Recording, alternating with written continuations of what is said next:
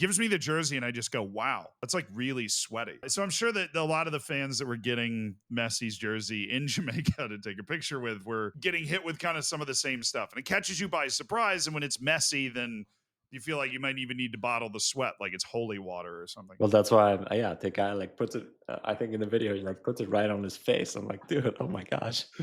But it's funny. Would you have washed it if you get it like that? Would you wash it? Nah, it feels almost sacrilegious to wash it. It's time, and we are back with another episode of the Player Manager Podcast. I am a guest on this podcast. Of course, you might have met your host, Julian Gressel, and I'm just really honored that he let me do the intro this time. Julian, your hair is looking fabulous as always. Thank you. I appreciate it. Well, now you've gone from last week calling me a guest to now this week calling yourself a guest. That's These intros get weirder and weirder every week, I feel like. I felt like spicing things up a little bit. How do you feel about being the only host of the show now? Honored. Finally, I've risen to the rank that I deserve, I think. And it's been Okay. it's taken me a year and a few months, but here we are, finally. Yeah, I don't know. I don't know how my management team managed to negotiate a position as a guest on a podcast I used to host, but we'll see. You know, we'll have some meetings. We'll sort it out. It'll be great. Did you have a good last weekend? You know what? It was filled with family time. I think we'll get to it in a little bit, but it was a really, really nice weekend here in Florida, and we were outside a lot. We got a lot of sunshine. We went to our first splash pad with the kids Oh, this week, so it was, yeah. All in all, I think I made the best of it. Let's just say it that way, and we'll talk about it a little bit more soon. And one thing I wanted to plug, if you speak German out there, go listen to Kicker Meets the Zone. There's going to be a new podcast episode out coming soon with me on it, about 60 minutes or so. Just an interview about German, or with the German, outlet, and about my situation, about my, how far I've come in this league, and obviously a bunch of Leo Messi talk in that as well. So I wanted to plug that. Go check it out. ah. Well, I did take 3 years of German in college, so I feel like I'm ready for the podcast Maybe personally. you'll, yeah, that might get you to the fourth. And that's like another step there. Yeah, Guten Tag. All right, that's and right. that's How was your everything I know. weekend? Did you have a good time? I had a friend run a half marathon. You know, we went and cheered them on while I was eating chocolate on the side. I don't know, my long distance running days might be over, but the time marches on and comes for us all, and so does McDonald's apparently.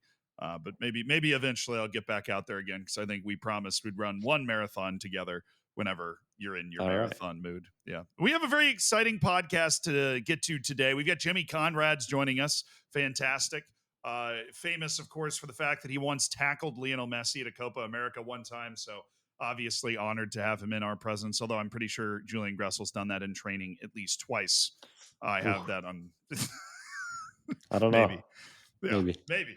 Yeah, but first, we do have to get to what you were alluding to. Miami against Atlanta. This, of course, a place that you have a very strong relationship with, but you weren't able to actually make the trip. Now, that didn't stop Lionel Messi from doing Messi things. He scored an absolutely fabulous goal in this one.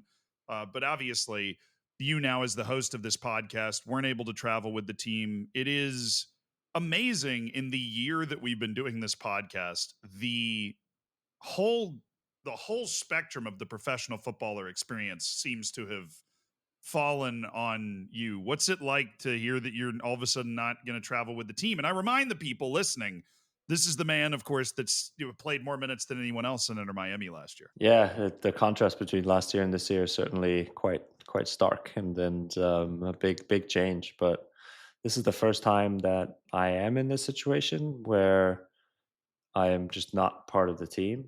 I'm not part of the 20, and it's, I would be lying if it says that it's great. It absolutely sucks. Like it's not fun to not be playing, and especially going to a place like Atlanta where I know that the fans, where I have obviously a special relationship to the fans, and a special relationship to that city in general. Um, but at the same time, I want to just be out there. I want to play. I want to contribute. I want to help the team get wins, and yeah, and it's just not like that at the moment for me. So it's definitely difficult to deal with. And I try and do a lot of different work behind the scenes, I guess, where I'm trying to be a really good teammate at the moment. I think that's my focus of trying to train hard and find my way back in. If there's that opportunity, I know obviously there's some rumors out there of me potentially still changing clubs. That is still a possibility, obviously, until late April when the window closes. Um, but yeah, it's been a tough few weeks, and this weekend, I talked about it. It's just more family time, which is good in one sense, but at the same time, I wish I would have been out there with the guys on the field in Atlanta. How soon do you find that sort of thing out? Are you able to say, "Oh, we're just going to plan a trip to Disney World this weekend" or something? Do you find out, on Monday, or is it one of those things where you get to the airport and they just like stop you from getting on the plane or something? It happens usually after the last training session, where this one, since we have such quick turnarounds, there's a lot of fluidity in kind of decisions because we played Thursday in Jamaica, and then Friday Mm. was kind of an optional day because the team didn't get back until I think about 3 a.m. or so from that trip. And then Friday was optional, and then I found out Saturday, kind of a couple hours before that flight left, that I wasn't going to be part of the team, and um, yeah, so it's pretty short notice in a sense, but at the same time, I'm preparing myself to go. Right, I'm not preparing myself to stay at home, so it's not like I want to be going on family vacations during a time where Yeah, games yeah. are happening. Like I want to be part of the team. I want to play in a sense, right? So I know there's games happening, so I'm not in vacation mode in that sense. That changes this week, where this weekend, for example, we have a break because of the Nations League, which we'll also talk about soon with Jimmy. But it's definitely different in that sense, where I want to be going on these trips, so I am kind of ready, and definitely, yeah, disappointing to find out that you're not part of it. And do you just like watch the game on TV, or is it maybe better to not watch it live and then just kind of review the film later, just to get your mind out of it? No, I watched, and I think at the time of kickoff, like a lot of time has passed in between, right? You have Yeah. kind of all day Saturday. So Saturday, let's say Saturday midday, I found out that I wasn't going. You have all day Saturday, and then Sunday, I didn't have to go into training or do anything extra. I did it all today when the team was off on Monday. So the team was off, and I wasn't training this morning. So yesterday was a full day with the family, and a lot of time passes, and you get to shift your perspective. You get to see things where, like I said, we went to a splash pad, had some nice family time, which is so valuable to me as well. And I'm certainly able to, by kickoff time, be in a headspace where, yeah, it hurts, but at the same time, I can enjoy the game. I can watch it, and um, being a good teammate, I feel like I want to watch it in the right way, where I can come in and I can one talk about the game to my teammates, to some younger guys about what they think they saw on the field, and how they felt in certain situations, to then try and help them for the next one, and also you know obviously understand more about what we're trying to do and how we're trying to adapt and how we're trying to play and all these things. So it's certainly um yeah, moments where I try and pay good attention to the game in general. And now you mentioned you have this training session on Monday where the rest of the team has off. You just kind of go back in lockstep with the team in hopes that when the Nations League ends, or when the international window ends, I think to zoom it out a little bit, that you'll be able to get back into the team sheet or into the 20, as you said. Yeah, I mean, so now I trained today, did some extra work with some guys that came back from injury, some guys that wanted to be there to train that didn't play as much yesterday as well. It was somewhat of an optional day for them. And yeah, we're trained this week. Then we have the weekend off, get some downtime because it has been quite a lot of games as well, and there's a lot coming up in the future too. So listen, I know it's a long season, and I know that there's a ton of games to be played, and I'm gonna be ready for whatever comes. If that's playing minutes here in Miami, if that's playing minutes maybe somewhere else at a different team with a move potentially still on the table, obviously, until April 20th or 23rd or something. The window's open. So um, those talks are still ongoing. And again, I am ready for whatever's coming up. I'm trying to stay fit, I'm trying to stay healthy, and trying to continue to be a good pro about everything, and not just put my head in the sand and say, oh, I can put my feet up now. No, it's not the case at all. So yeah, if that's after the Nations League break, or if even further down the road, I'll try and stay ready for whatever. And you mentioned the matches coming up. Well, that's CONCACAF Champions Cup. And there are only two. This is honestly the least fun part of the CONCACAF Champions Cup, but there's only two nations left. And we always seem to get to that point. We've got the Oh yeah, U.S. in Mexico left. It's the Jamaicas, the Haitis, the Dominican Republics. the They have Haitian team. eventually. God damn I it. know. They've been And they've been washed to the wayside. Well, I didn't know you were such a. I know I'm a fan of the Haitian team.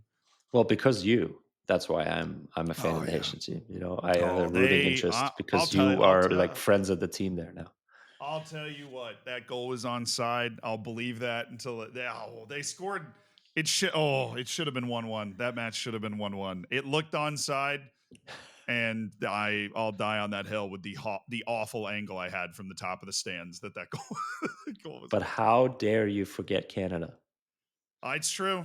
Well, I'm getting used to the fact that the Canadian League is a thing, right? Like, true. Well, and the Vancouver's still in it, but I'm talking MLS as a Yes, league entity, MLS right? and Liga MX. Yes, I Yes, got yeah, it. the Canadian League does participate in CONCACAF Champions League, but you're right. I've disrespected Vancouver. They're playing against Pumas, who just got smacked around by Sergio Ramos's team in the Mexican League. Actually, you guys have LAFC, which is going to be a fun matchup when it comes to the fans alone. And then LA Galaxy's playing Tigres, and there's an all Liga MX matchup between Club America and Cruz Azul, the team that barely squeaked by our Haitian heroes, 7-0 on aggregate, but the second match was unfair because the team from Haiti had never been to Mexico before, and that was the biggest city they'd ever seen. They had a lot to adapt to.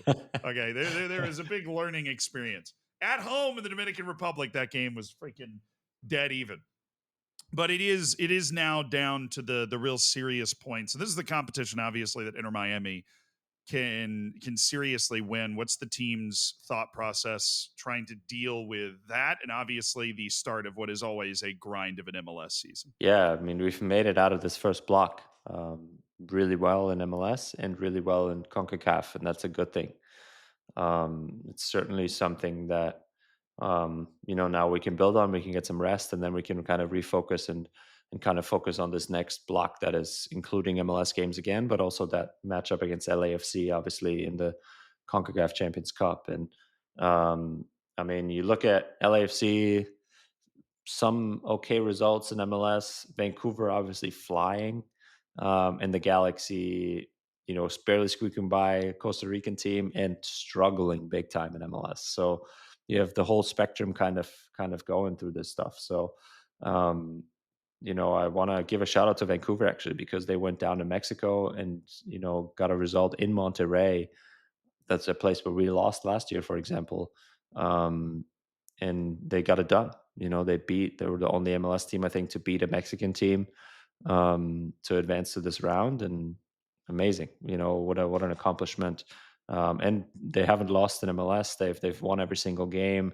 They're right up there in the Supporters Shield standings right now. So they're flying high. Shout out to my old teammates and my old team up there in Canada. So um, yeah, it's going to be exciting matchup against LAFC. Obviously, two top teams in MLS.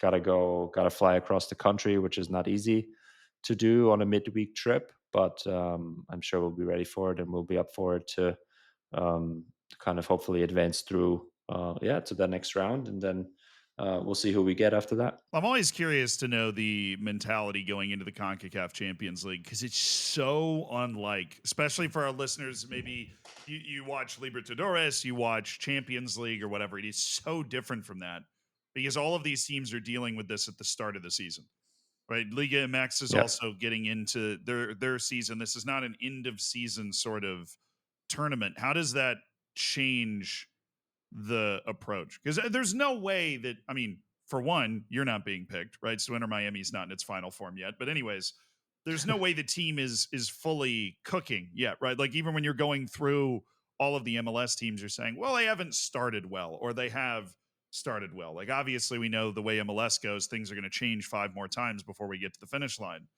But all of these teams, it's basically an extended preseason tournament. Yeah, I think you have to get a little bit lucky with the matchups, and I think that happened to the Galaxy. I think that obviously happened to us in a sense as well, where we played Sporting Kansas Cavalier, yeah. City and then a Cavalier in Jamaica, which aren't the strongest teams. Where if you look at Seattle, they played against a Mexican team that or Columbus obviously play against LAFC, so like pretty top heavy matchups in that sense, and um, that's where you kind of get a little bit lucky, where the Galaxy play Herediano, a team from Costa Rica. Not the toughest matchup. You can kind of escape with those um, through. So it's really about surviving. Honestly, those first few weeks, like you said, it's an extended preseason, really, and it's really really tough to really go into playing every 3 days right out of the gate. I've said this even last year for us, where I feel like having real meaningful preseason games helps. And that's why our games obviously helped, that we went to all these places with all these eyes on us, and all these fans watching us, that are really good games to prepare yourself for these. Um, but at the same time, it's grueling, it's tough, and it's tough on the body. I mean, we didn't escape it injury free, as you can see now with Leo even picking up a little bit of knock here in Atlanta on his groin, I think, and we'll see how long he will be out. Hopefully, not too long, obviously, but he'll certainly miss, I think, the Argentina games. And yeah, that's why you kind of just got to survive. And survive Inter Miami has done, trying to pick up Messi's 900th trophy and Julian Gressel's first CONCACAF Champions League.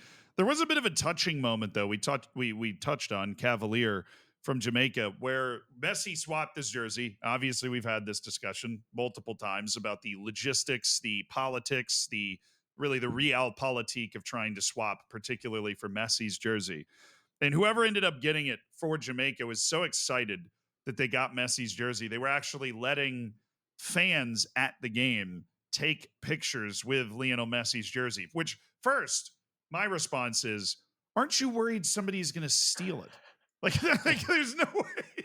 If you're, even if you're just holding it next to the fan, Yeah, somebody's going to try and grab that, right? Very I know. respectful in Jamaica that didn't happen.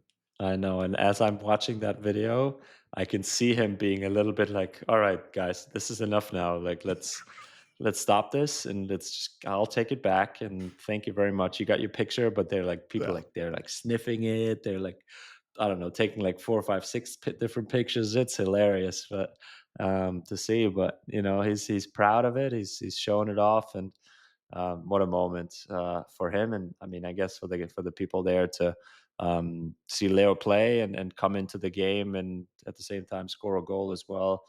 I think it was. I wasn't down there, but I heard it was a nice little party to kind of see the greatest player ever to play in Jamaica for the first time. Yeah, it's a shame we weren't able to get down there and link up with that incredible news person that we I fell in love know. with in that previous clip. That would have been Yeah. the Did crossover of the century. He's my hero. Yeah, absolutely. Would you have taken a picture with that jersey, or would you have With the taken? jersey? Oh, Yeah. yeah, yeah. I mean, there's certain things where at a certain point, you have to overcome the awkwardness and just ask. And I think if Yeah. you are if it's clear that Lionel Messi's jersey is having pictures taken with it, you just go, all right, like we're gonna take a picture in front of the Hollywood sign. We're gonna take a picture with Messi's jersey, even Yeah. if it looks a little awkward. That's just what we need to do. But my first run in with a match worn jersey was when my boy Matt Smith, who plays for Wales, gave me his jersey after a friendly. Like he came Okay. down and said, "Hey, whatever," because I helped him fix something on his football manager save. The way things work, right? And Yeah. I remember when he gave it to me, and I don't know why this was so striking to me. And I'm sure the people that were dealing with Messi's jersey, and I thought of this when you talked about them sniffing it. He gives me the jersey, and I just go, "Wow, that's like really sweaty." You know, you you just don't think about the fact that it's like an actual normal jersey. You just Yeah. expect it to be like a jersey that would be framed and put up on a wall, and you don't think about the actual physical part of it. Like, oh, there's a grass stain, and wow, this dude's really well hydrated. Like it was. So I'm sure that a lot of the fans that were getting Messi's jersey in Jamaica to take a picture with were getting hit with kind of some of the same stuff, and it catches you by surprise. And when it's messy, then you feel like you might even need to bottle the sweat, like it's holy water or something. Well, that's why yeah, the guy, like, puts it I think in the video, he, like, puts it right on his face. I'm like, "Dude, oh my gosh." Oh, but it's funny. Would you have But hey, washed it if you get it would I like have that? Would you washed it? wash it? Nah. I think I still No? have Matt Smith's jersey. I still haven't washed it. I mean, it Oh, doesn't like. wow. I mean, it doesn't smell bad or anything. It's just I have it hanging up in my kit collection.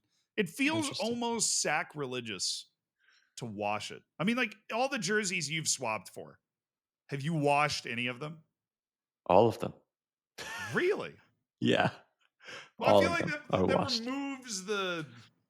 Does it not? It like remove it's like the shirt has some sort of magic buff, and then when you wash it, it's gone.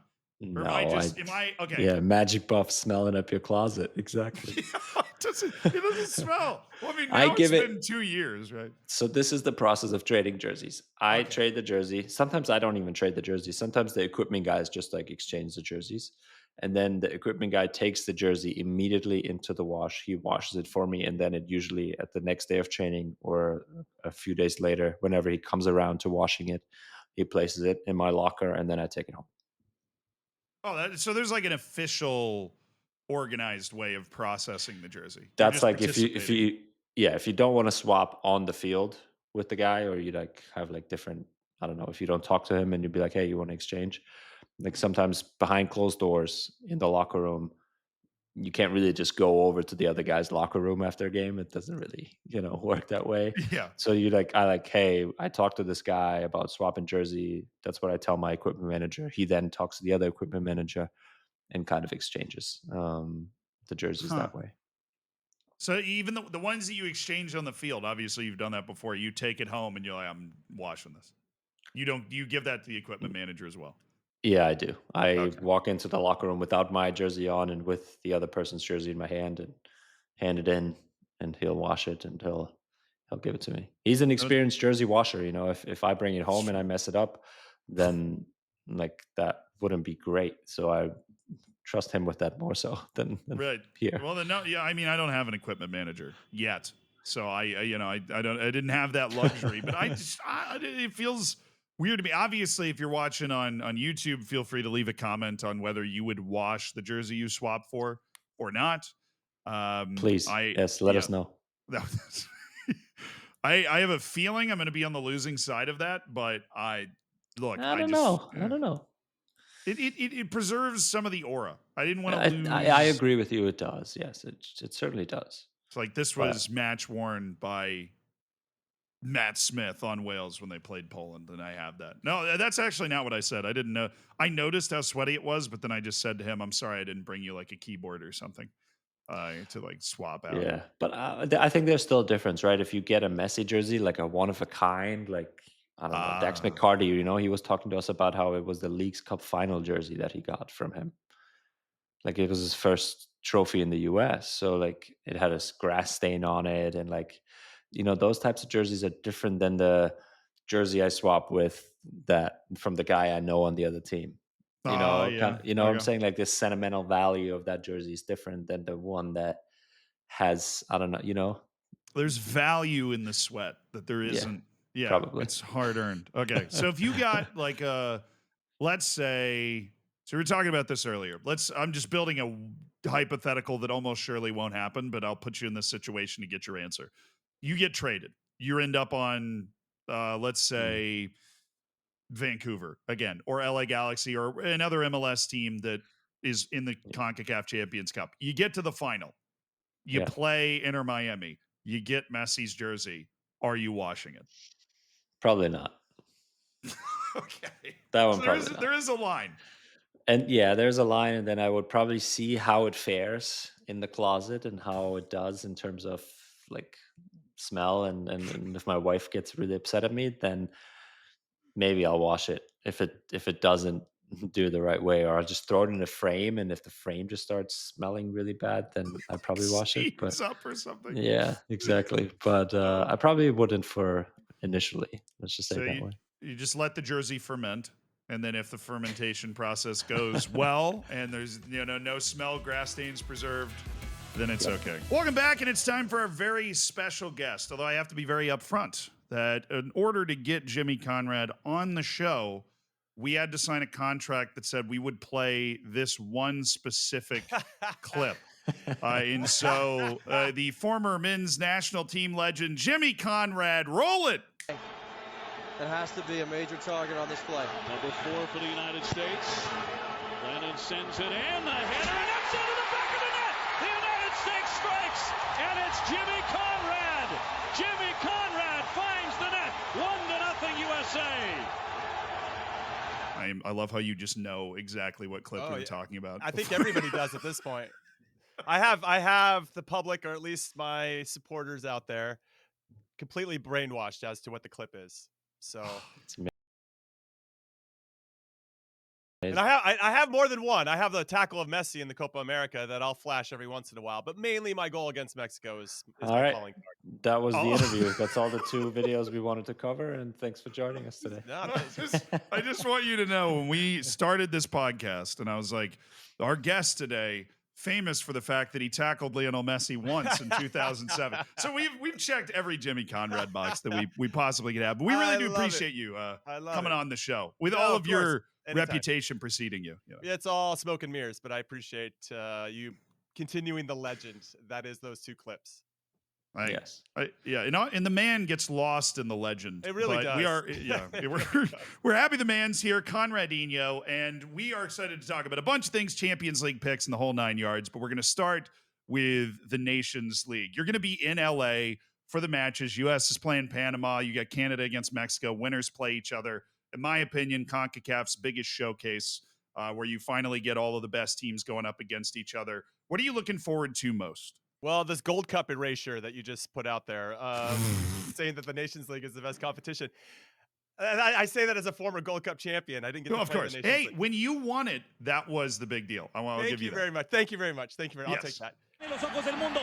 Davis que le pega, gol. Gol. Estados Unidos es el campeón de la edición 8 de la Copa Oro de la CONCACAF 2005. So no, I'm excited. Of course, a lot of hype going into this one. A lot of narratives, I think, for each country that are involved. Panama kind of been a thorn in our side in recent memory, and Copa America being the most significant, which ended up getting Greg Berhalter fired. That was the game where Tim Weah got the red card, and even though we went up 1-0 on, I'll be honest, Flo Balogun's best goal that he's ever scored for the U.S. men's national team. That was unreal. And then we just kind of pissed it away. And then we didn't really manage the game well, right? We talk a lot, just in general, whether I'm on camera or off, we talk a lot about game management, and it's an art form. And we did not master that art in that particular game. And fair play to Thomas Christensen. I think he's a fantastic manager. He's Johan Cruyff inspired. He played for Johan Cruyff when he was at Barcelona. And I love what he's trying to do and putting a real identity on the team and giving them some purpose and some confidence to go out there and be able to hang with anybody. So they're not going to be easy, but they're missing Barcetis, who's their captain and one of their chief playmakers. And without him in the team, I just think it makes them a little bit less unpredictable on the attacking side and more predictable for us. And of course, with Mauricio Pochettino in charge, you have a lot of guys that are trying to prove themselves still, and we're only a year out from the World Cup. So I think we'll just be a little bit sharper. But that's my hope. Yeah, I mean, I think I want to focus on us a little bit, right? What do you expect out of that roster, and especially obviously out of Pochettino's first, real meaningful window, right? I think that he has now with these one big game, obviously, hopefully leading into a final. But what do you make of the roster that he kind of put forth, and what do you expect from Pochettino himself? Yeah, great questions. I would say that I love, first and foremost, that he has 6 MLS guys on the roster. Imagine for a minute if Greg Berhalter had done that. Pandemonium would have ensued, calling for his head. Pochettino does it, and they're like, all right, that's fine. He's Mauricio Pochettino. It's just, it's a crazy world we live in sometimes. But I appreciate that he's using every resource at his disposal in every league at his disposal and really use the January camp at his disposal in a really positive and meaningful way to evaluate talent. And what I hear from the camp, whether it's from one of his assistants, for him himself, they're looking for balance in the team. Your best team doesn't mean it's your 11 best players. Your best team can be the 11 that fit well together. So there could be room for Diego Luna to fit in with the A team. Maybe. I don't know. We'll have to wait and see. Tanner Tessman has done a really good job of working his way into the team and being a nice piece where he doesn't have to be the star, but the guy is super solid. And he's obviously proven it at the club level with Lyon. So could he be the guy that partners with Tyler Adams? Or are we going to go more attack-minded? Weston McKennie plays like 5,000 positions. So I'm kind of curious where he starts. What do you do with Yunus Musa now that you have Tim Weah that's now back into the team? And so you have guys that are playing for Mauricio Pochettino for the first time with Tyler Adams and Tim Weah in particular. And I'm just kind of curious where he puts all the pieces. Now with Serginho Dest getting his first start, he's going to be another piece of the puzzle. Where do you bring him in? So yeah, I got a lot of questions. I hope that we're going to get some answers against Panama. But if we get to the final, Mexico and Canada prove to be a different set of problems to solve. And I think I'm just kind of curious how we're going to adapt accordingly. But in Pochettino, I trust ultimately. Well, we got one potential clue already because as I was perusing the roster, there was kind of a quasi decision already made with Yunus Musa being listed as a forward.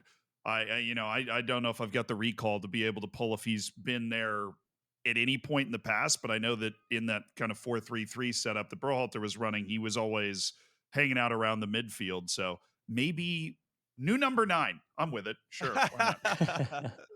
Josh Sargent would be so upset if all of a sudden they gave the number 9 to Yunus Musa. Like, oh man, I've just scored like 18 goals in 18 games, and yet I'm sitting behind a guy who we don't really even know what his best position is. So that would be heartbreaking for Josh. But I think there's some conversations to be had. Who's going to be in the midfield with Tyler Adams? I think Weston will be in there. Okay, who else? Who's that third person? Who's going to be in goal? Zach Steffen's been very good to start the season for the Colorado Rapids. I was at the Earthquakes game this past weekend. They played the Rapids. Zach Steffen was lights out. And not only making saves, controlling his box, controlling his area, keeping his line off of his lap a little bit, but also in his distribution's unreal. That guy was dropping like 50-yard dimes like it was nothing. I mean, he could have been smoking a cigarette and sipping some cappuccino and like honestly, I'm like, what the is going on with this dude? And the Rapids smartly are building passing patterns or patterns of play off of this distribution. So he finds somebody up top, and then you have Mihailovic or Cole Bassett that are kind of picking up the ball underneath, and then they pick up and start their game from there.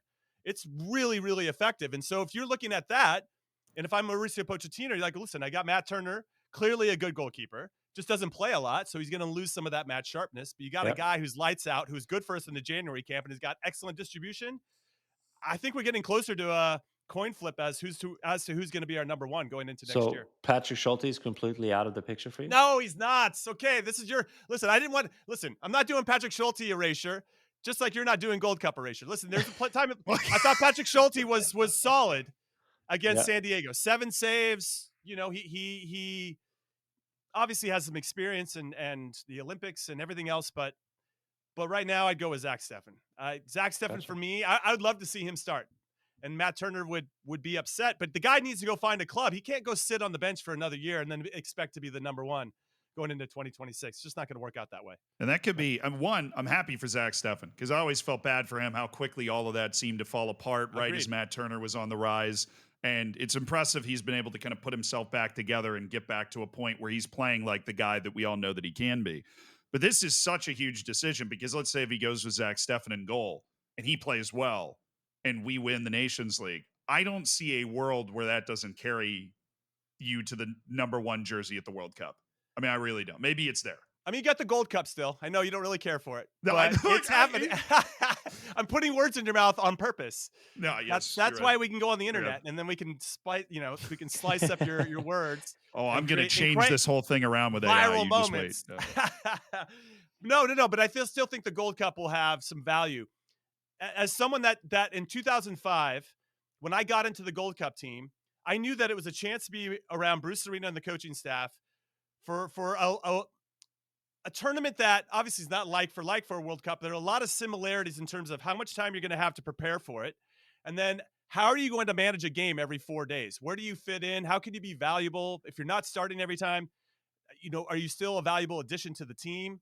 it was incredibly important for me. If I didn't have that Gold Cup experience, I was the only U.S. player to play in all 6 games. And if I didn't have that experience and to prove to the coaching staff that they could rely on me in any situation, I came off the bench, I started games, they could count on me in whatever the situation against any different opponent. It makes a big difference. If you didn't have that, I still think we're going to have 1 or 2 people that are going to take advantage of that Gold Cup. Maybe they're already in the core and they're going to solidify themselves as starters, or maybe they're going to play their way out of, there's a whole different set of scenarios that I think we can get into for this player pool. But yeah, even if Zach Steffen does emerge as the Nations League guy, I still think the Gold Cup will be a nice litmus test as well to really figure out who's going to be our guy moving forward. I will say this then to solve my apparent Gold Cup erasure. With the lack of World Cup qualifying, the Gold Cup is definitely a lot more important as the last serious competition the U.S. will play in before the actual World Cup comes around. Because that's the last test. And the most like that type of tournament. Like, you're not going to get, even World Cup qualifying can't replicate what you can get in a Gold Cup.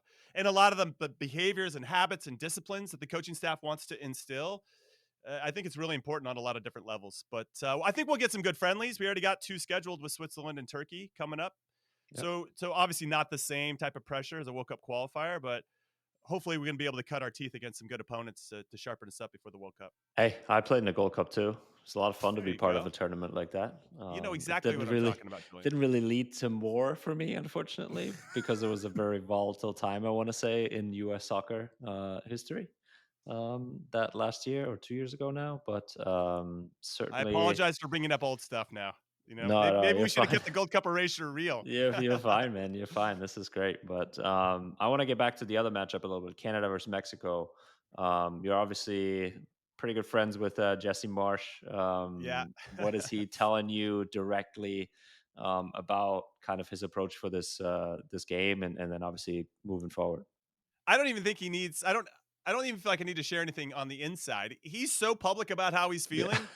Yeah. I mean, he basically he texted me because we're going to try to meet up before the games down in LA. But he goes, "We're so pumped up for this." And where I think Canada has the advantage is since he's come in, I feel like there's a really clear identity of how they want to play. Their energy is next level. And when you compare and contrast that to what's happening with Mexico, who I think are still trying to establish their identity with Javier Aguirre. I know he's got a ton of experience as a manager, but they're still not like consistently putting results together. I just feel like Canada has the edge.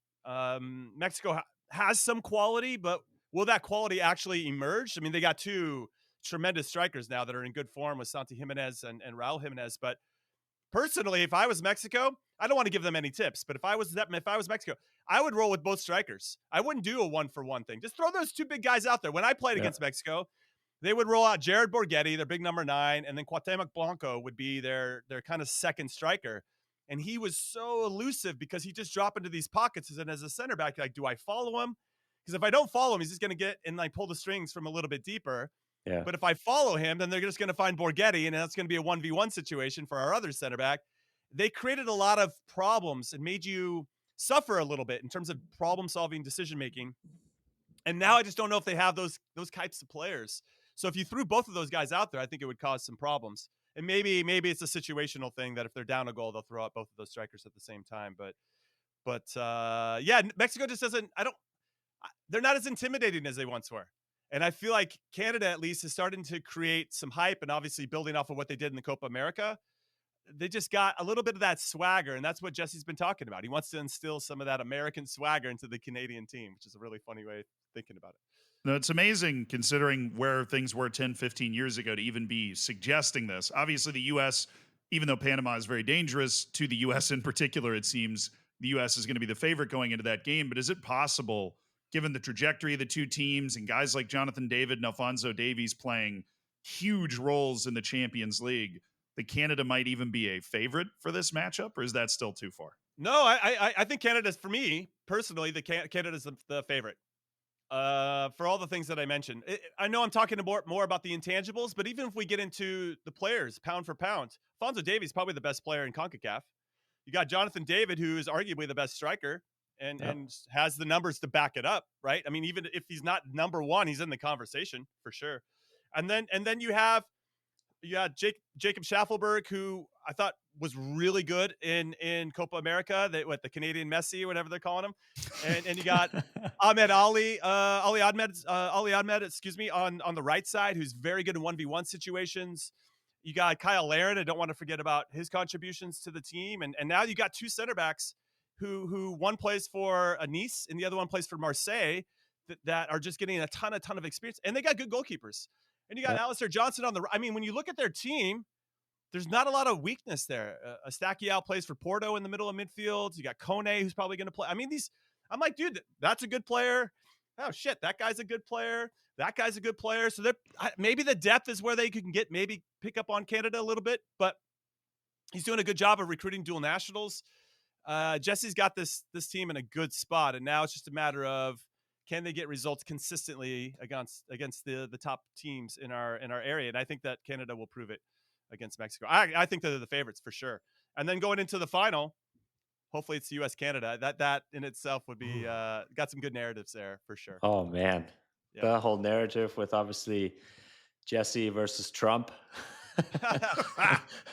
and all of that is certainly going to be, or would be, an amazing matchup to kind of see. And I mean, from knowing Jesse Marsh, right? He's obviously coached MLS while I was there, and kind of hearing indirect stories about guys, like you're talking about him getting the players up for it, right? I think that's maybe one of his best qualities as a coach, is getting.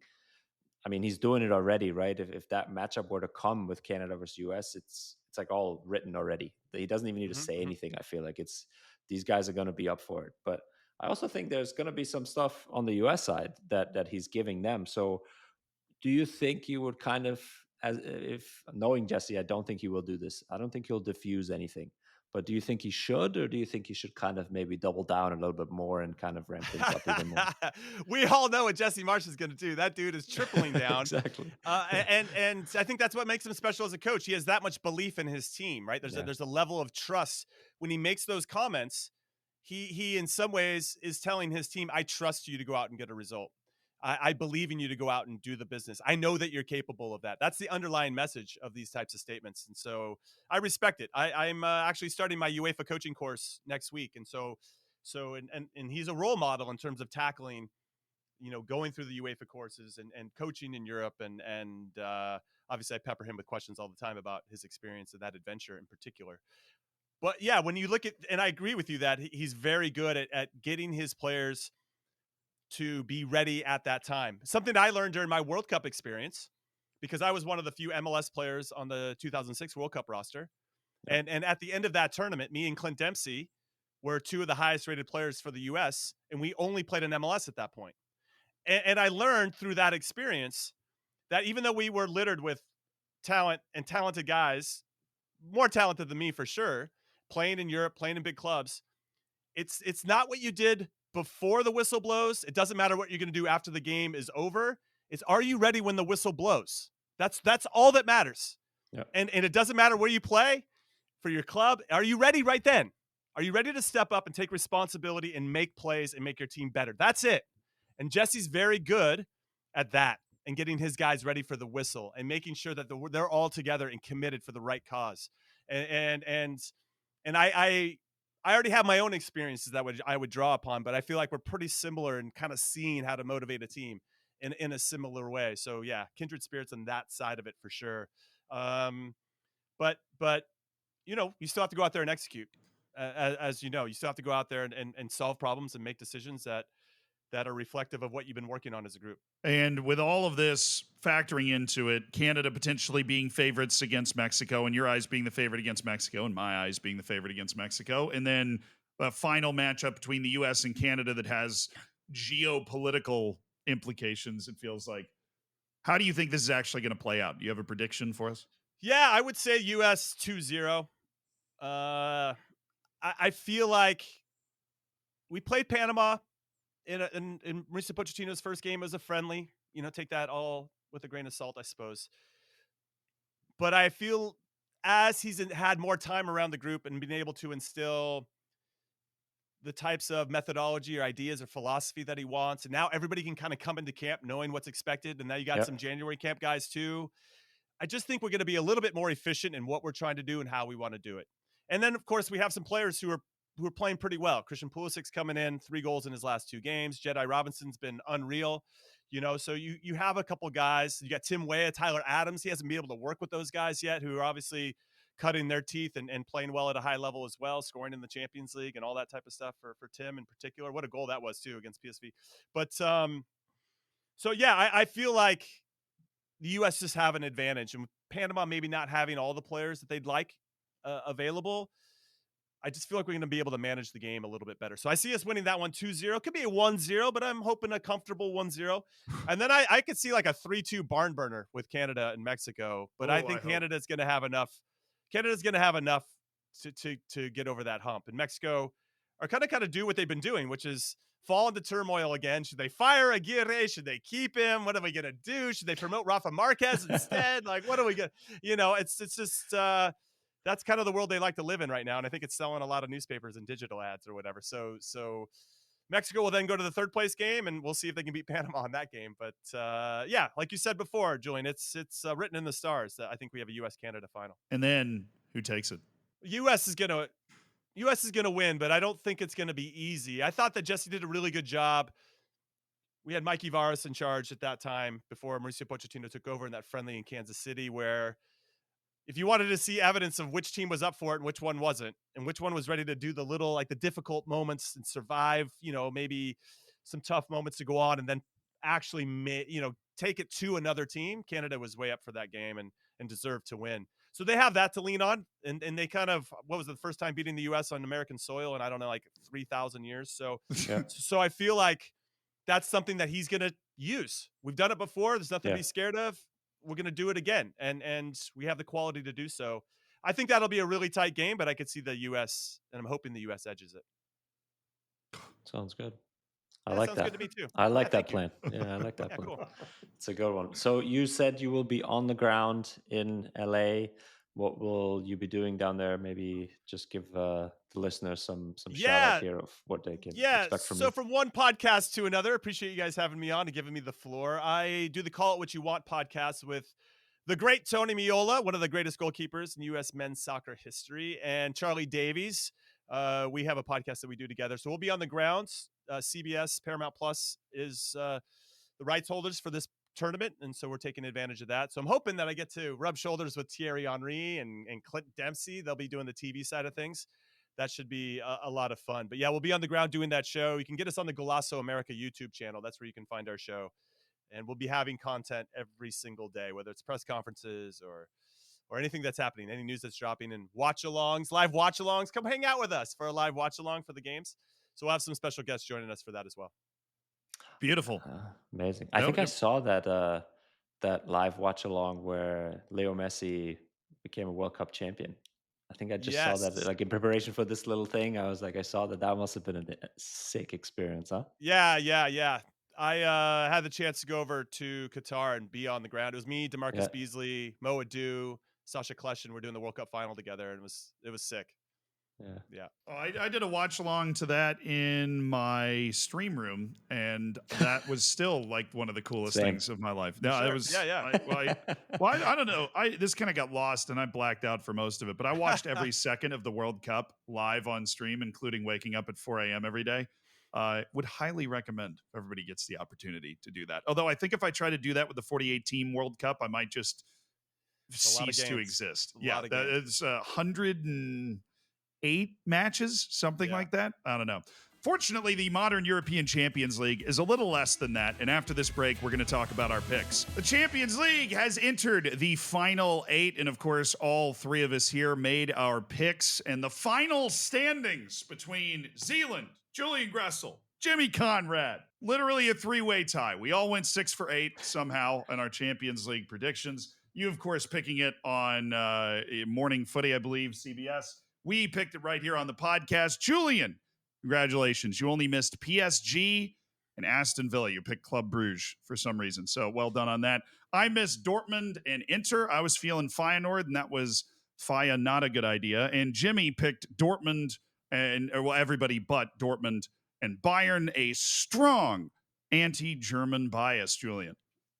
Yeah, but like we just joked around, he picked Leverkusen, so couldn't be fully against Germany, but he picked against my Bayern Munich, which they proved him very much wrong in that Yeah, matchup. yeah. What a Mia scoreline! San Mia, I'm crying Mia San Mia tears over here. Yeah, that's right. Listen, I'm a Bayern fan. I just felt like Leverkusen was going to have enough, but this is not the Leverkusen of last season. It's the Leverkusen of this season, and just didn't make the plays. You know what? Leverkusen completely capitulated, and they made their own mistakes. You know, I mean, the Listen, penalty they gave up, the red card, just there's some bad. there's a little bit of a fairy dust out there on Bayern Munich in the Champions League this Yeah. year. I've said this when we picked it. The final is in Munich, and I was at that game, Oh, so they are gonna. Yeah, that's I'm true. feeling That's it. true. I'm feeling it. So it's I'm gonna pick them again. You lock it in already for whatever. We're gonna do the picks later. Inter's gonna be Inter doesn't give up a lot of goals, so this should be kind of, one of the best attacks versus one of the best defenses. Should be a good game or good two legs. What was your biggest takeaway from the round of 16 overall? We're not going to ping through every game, but what was the one thing that stood out to you the most? How smart I am that PSG was going to be better than Liverpool. I Hey, don't know. I don't know picked of it anybody too. that picked I Liverpool picked it over. too. You did pick it too? Oh, Zealand, picked you it and I. too. There you Okay, go. fine. Good. We got two geniuses here in the same podcast. It's unreal. PSG just were excellent through leading into the two games against Liverpool. And when they outplayed them in leg one and they didn't get the results, I thought, oh my God. But they showed up in leg two and did what they had to do in penalties. But PSG for me are a dark horse. I didn't pick them to go all the way because when you run into Real Madrid in this competition, you usually lose. And somehow the rules, you're going to get a double touch on a penalty and somehow not qualify for the next round. So yeah, I don't know what it is. Talk about sprinkling fairy dust. Real Madrid has that in spades in this particular competition. It's true. So I think PSG will get past Aston Villa, and then they'll face Madrid in the semis. That's kind of I don't know if I just spoiled my picks coming up. we're gonna pick all the jumping ahead. quarterfinals in a second. Obviously, Jimmy, getting ahead of himself. The That's what I sponsors do. are going to be so upset by that. That's unbelievable. But really, the PSG, I was saying the reason I picked them, this PSG team feels different. Like a team. They feel like a team. Yeah, they feel like a team. This isn't a bunch of superstars that they just bought and brought together. This is Funny how that works. They built an actual team. I don't know, Julian, what was your biggest takeaway from this round? Honestly, that Bayern beat More Leverkusen Bayern like dust. that. Yeah. Okay. Yeah. No, yeah, because obviously if I watch soccer, I watch the Bundesliga, right? I don't have a ton of time to watch at the moment, at the stage in the life that I am at with the kids and everything and games myself going on. But I think Bayern had never beaten Leverkusen over the last couple of years, since Xavi Alonso took over. And now they beat him twice. Clearly the better team in both games, and that was for me the bigger surprise, honestly. Yeah. Honestly, Bayern. That means that Celtic is now a way better team than Leverkusen because they took Bayern all the way to the 94th minute in the previous round. Scottish supremacy. Jose Mourinho found out against Rangers in the Europa League too. I'm just saying these Scottish teams. They claim they invented the game, and it's kind of starting to look like it. They're going. But my takeaway from this round was what some of you already talked about, because I swear I've never seen anything like this in my life. So watch it, drink it in. Real Madrid winning on the double touch penalty shootout, or the double touch penalty from Julian Alvarez in the shootout. An absolute disaster for Atletico. But I'm going to say something that I've realized because I have to talk about this stuff kind of live on stream. And I know that obviously everybody has to talk about this sort of stuff in front of people. This is kind of controversial. I think it was totally the right decision to make the call. And it's just horribly unlucky. Obviously, you guys have both seen the clip. I don't know if you've watched the Zapruder film level zoom ins that I've been watching on all social media the last couple of days. What do you think of a double touch penalty deciding a match of that magnitude? Because that was Atletico's moment, and it just fell through their fingers. Yeah, it's about right for Atleti, given their history against Real Madrid in the competition. Like, there's always something that goes against them. I thought they were superb through that whole game. Outside of giving up the penalty to Mbappe, Lenglet doesn't really. He always makes a mistake for whatever reason as a center back, and I don't know what he's doing there. But Of course, Mbappe's a special player, so I guess we have to add that caveat. If Vinicius scores that pen, then obviously we're not even talking about this double touch. Yeah, the rule's the rule. I get more often than not, there's a clear, distinctive second touch or double tap. This one, there's just, I don't know how they saw it. It didn't change the trajectory of the ball. I was surprised they called it back. The way they handled it made it seem kind of, he missed it, and then just moved on to the next one. It's like really casual, so nobody really knew what was happening. So there was some issues with it in general, and of course it had to be Madrid, and Madrid capitalized and ended up going through. But I thought Atleti, in terms of putting out a good performance, I thought they were excellent. And in leg one, there was 3 world-class goals in that game. So yeah, it's fine margins, and Atleti got unlucky based on some rule that rarely is used and enforced. Yeah. So Julian, definitely. I'll put this one to you then. If you were in the CONCACAF Champions Cup final and you win on a double touch penalty that gets called back, give a shit. like I'll that. answer for him, dude. Like That's right. They might remember it like 3 weeks later, but in 5 years they're not going to remember the double tap. They're just going to be like, yeah, Inter Miami, we're the best team, and that's it. Yeah, I don't know. I mean, it's a marginal touch, right? Like Jimmy's saying, it's such a I don't even know how to describe that, and I don't even know how they saw that, like he's saying. But certainly an interesting thing that I've never seen before, and that we only get to see because of VAR, right? So you have to have a bigger discussion about VAR, I think, in general in that. And I, for one, know that in Germany every weekend this is a huge topic, VAR, talking about that, and it now decides games this way, as we just saw it, and that's part of that is the reality that we live in, and for better or worse, it was a double touch in the end, even though it was marginal. So it was the correct call, I think, and that it happens to Real in that sense, it's just funny in itself. But hey, that's kind of just what the rule is, and yeah, that's how it played out. I will say one thing though. One thing that I this is kind of where I've settled on it. Why is it just a miss and not a retake? If the goalkeeper's off the line, then that's fair. We retake the penalty. I think that a lot of this could be solved if you brought it back and retook the penalty. The fact that it's just a miss because one frame of the video says that. Also, the other part that you both brought up, if VAR doesn't exist, they're never calling this in a million years. Yeah, right. And this shootout plays out entirely differently. Yeah, 100%. Yeah, I think a retake would be a really good way to find a middle ground there where you still enforce a double tap. Yeah. But it doesn't, especially an accidental one like that, right? Where he slips. Yeah. And he doesn't do it on purpose with any sort of trickery or whatever. It's when he slips, like it's unfortunate, Yeah. Well, it's a whole new reason to try and go around and mess up the penalty spot before you step up to take it. But it's now time. Yeah, everybody loves that.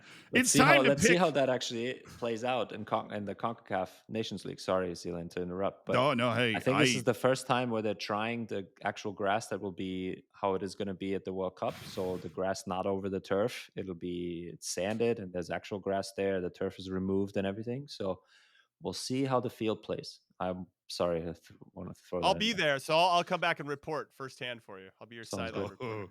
Well, I mean, with the dark arts that Mexico is known to employ, I'm sure there will be some scuffing of a penalty spot that occurs at some point in this tournament. But we will wait for the Champions League quarterfinal to see if it continues or if it carries over into Europe. The first match is Bayern against Inter. This would be the team that we had Jimmy pick against the team that I picked against in the previous round. This is one of my 2 misses. So, Jimmy, we'll start with you. Who do you think's carrying this on to the next round? Well, I can feel Julian staring at me with red hot intensity right now. So in my mind, I'm hearing a little super Bayern.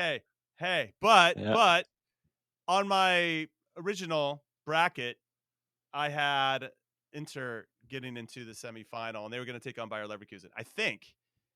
Actually, now I don't know. You guys have it, and I don't. But no, that was it. Yeah, that was it. So I'm gonna roll with that.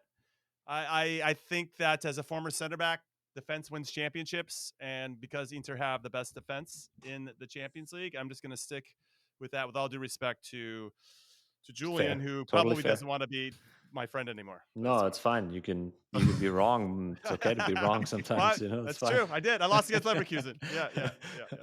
No, I mean, you know my pick, Zealand. I don't need to tell, or the listeners know my pick. I'm gonna pick Bayern. This is a heart pick that I make with the heart. Let's just No, say that way. look, hey, and we all have to do that, but I got some good news. I'm picking with you. I think Serie A has been a lot of smoke and mirrors this year. I think they kind of got found out in a lot of different continental competitions. They haven't really convinced me that the level of the league is there. Obviously, Inter's the cream of the crop, and that's why they're still here. I just think that this is also a point where Inter loses when they come up against one of those few teams that have the firepower and the consistent quality of a team like Bayern. It's going to be close. I think Bayern takes it. Next, Barcelona in Dortmund. This is a weird one for me. Weird. Which part of it's weird? There's one team that's really good and another team that's a dumpster fire. Yeah. You know what? I think Dortmund should just change managers between leg 1 and leg 2 just because of the hell of it. You know, why not? Yeah. For the third time this season. The Dortmund is kind of scary for me because they got nothing to play for, but they've been good in the Champions League in a way where they're clearly not in the Bundesliga. Yeah, like last season, right? When they got to the final. But they have to worry that they won't get relegated in Germany. Like, Jesus. Yeah. But it hasn't mattered. I basically thought that Lille was going to get them and then changed my. Well, I didn't. I changed my pick back and I ended up picking against Dortmund anyways. All right, you're picking Dortmund? Look, Dortmund over 2 legs is going to beat Barcelona? That's what's weird about this whole thing. But every time I pick against them, I lose, and they're still here. They should have died a long time ago. They're like a zombie. Barcelona's got the best of attack in maybe the entire world. Rafinha's getting Ballon d'Or votes. They've got that team playing so well, right? And that's no disrespect to Rafinha. Lamine Yamal, I think, is even better than a lot of people think he is.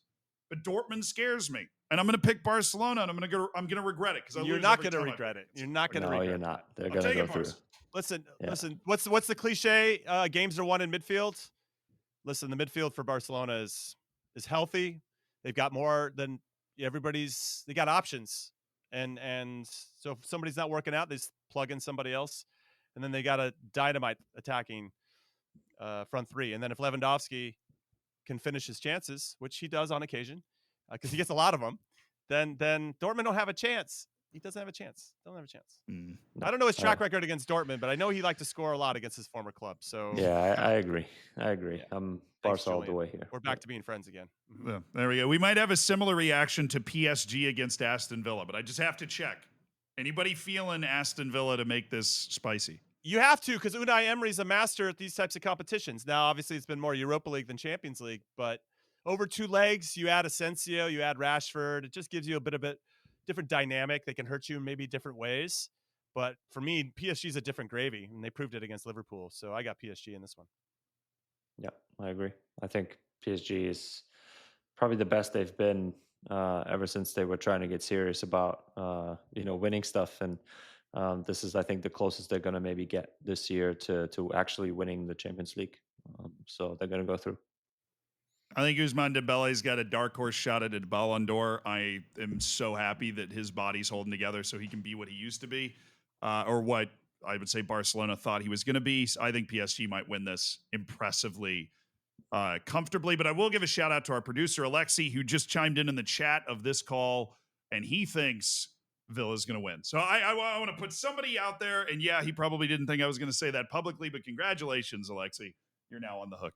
The final match, the one that I know a lot of people are looking forward to, and that we saved the best for last year, Arsenal, Real Madrid, and the question posed, does Arsenal finally have what it takes to step up with the big boys and actually take down the biggest boy of them all?